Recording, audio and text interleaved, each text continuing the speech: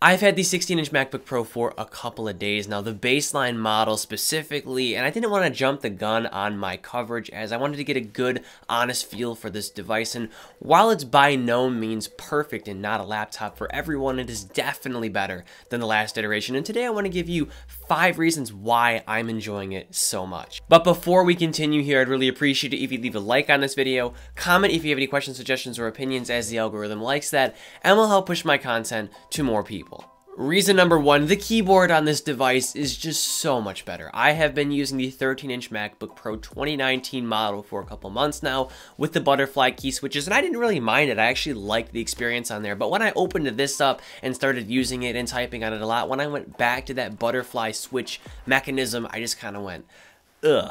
It's not bad, but compared to the 16-inch MacBook Pro, it's just not great. That design was old, Apple got rid of it, it was faulty, it was susceptible to getting dust underneath it and breaking. This new keyboard has tactility, it's just like the old one. I loved the old one on my previous 13-inch MacBook Pro. I'm happy that Apple went back to it. It was a good design, and they should have never strayed from it. It's great for typing, it has good travel, it's not gonna break. You also get a dedicated escape key and a dedicated Touch ID button, which I think was the right move on Apple's part. And yeah, the typing experience is just way better. And this is great for those of you who have held back on upgrading to a newer MacBook Pro 15-inch because of the previous keyboard issues.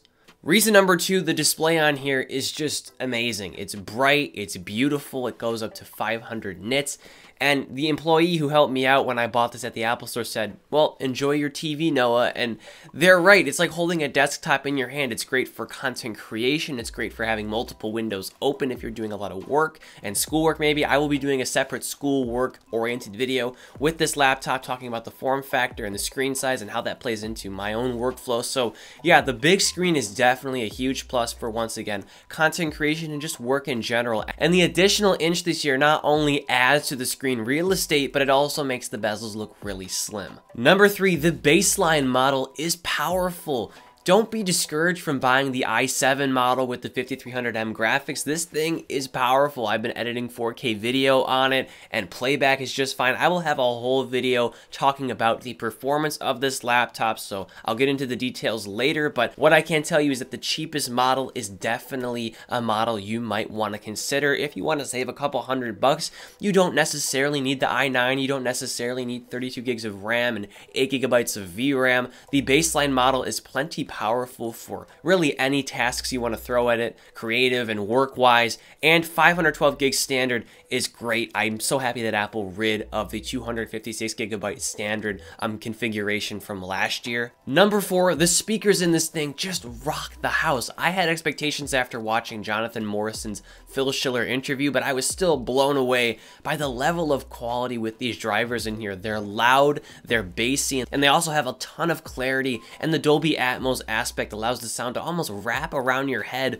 which is quite a cool experience. And this is going to be great for people who want to consume content on this and create content as well, and music listening is just a really awesome experience too. And finally, number 5, the battery in this thing is insane. I have yet to do more testing with it, but it has a 99.8 watt-hour battery, just 0.2 watts shy of the legal limit. And so far with everyday tasks, the battery has drained pretty slowly. Obviously, you're not going to want to edit a whole 4K project off of a battery charge. It's going to drain quicker as you are making use of the dedicated GPU on the inside, which is power hungry.